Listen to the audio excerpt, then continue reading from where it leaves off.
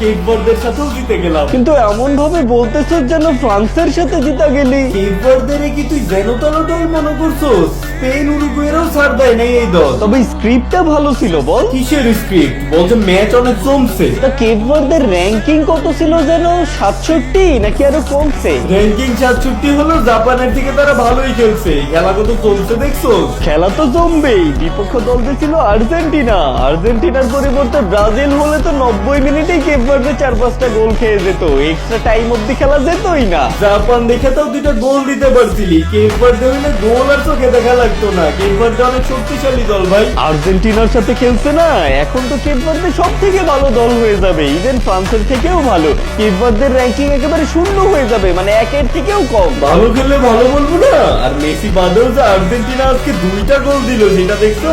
দেখলাম, তাও তো মেসির দেয়া গোল নিয়েই জিততে হয়েছে। তা এই বিশ্বকাপে মেসির গোল সংখ্যা কত হলো রে? মেসির গোলের হিসাব রাখা তো আমার কাজ না। প্রথম ম্যাচে 3টা, দ্বিতীয় ম্যাচে 2টা, তারপর 2 ম্যাচে 2টা, মানে এখানেও 7।